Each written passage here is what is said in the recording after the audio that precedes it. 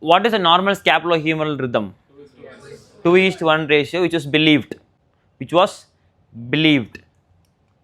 Ratio, because it says that 180 degree of range of motion, 120 degree contributed by the glenohumeral, 60 degree contributed by the scapular upward rotation. That is what called as 2:1 ratio, which was derived 1944. It is one study with one subject, and they claim this is a 2:1 ratio. Okay, and apart from that, several studies have been claimed that this one study 1966 is 61 subjects claimed that 3:2 ratio, 3:2 ratio, which means 108 degree of glenohumeral contributed by the 72 degree of upward rotation. Another study in 1976 published, these studies claiming the 15 subject, they are claiming 5:4 ratio. 5:4 ratio, which is 100%, 100 degree of glenohumeral range contribution, 80 degree of upward rotation of scapula contribution was there. As we know, upward rotation of scapula and glenohumeral elevation is not only the factor, also sternoclavicular, acromioclavicular contribute, and also vary between individual to individual according to their anatomical nature. Okay, here what we are understanding, everyone's scapulas move differently. Here we are 18-20 people are there. If 20 people we take a study and assess the scapulohumeral rhythm, that shows a different percentage value. Definitely. Okay, so scapula move differently according to the individual to individual. It's not saying that 2:1 is wrong, 4:1 is right. So nothing is correct, nothing is wrong. Everyone move differently. So scapula moves differently. In what are all the ways it moves differently? Male, female scapula move differently.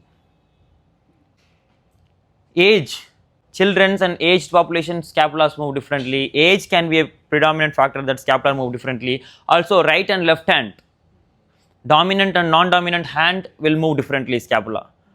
Another way, unilateral versus bilateral. You are moving only one side, scapula move differently. You are moving bilateral, scapula move differently. You are doing study with unilateral movement, scapulohumeral rhythm will be different. You are doing study with bilateral movement, scapulohumeral rhythm will be different.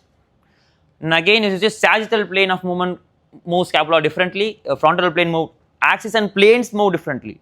A scapula. If you move scapula in a sagittal plane, only we need a major contribution from the serratus anterior. Also upward or lower trapezius will work, but serratus anterior major contributor, it moves front way, slightly lesser.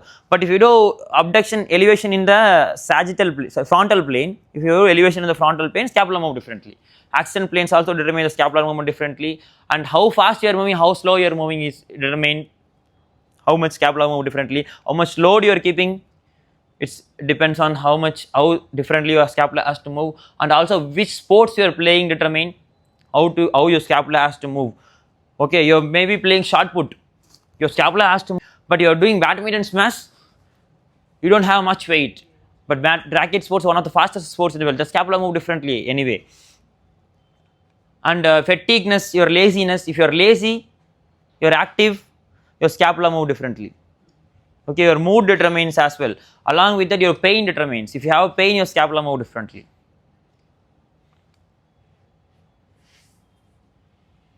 There is lot of variation in the normal movement. It's not only applicable for the scapula, whole body.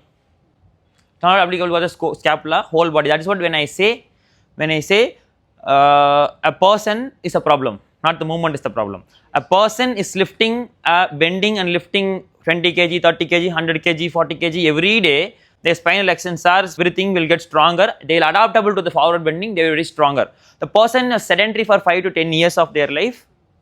They are trying to lift 40 kg. That might be a contributing factor for their pain.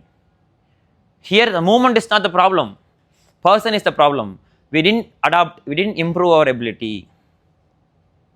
So you have to adaptability concept, you have to keep that in mind always.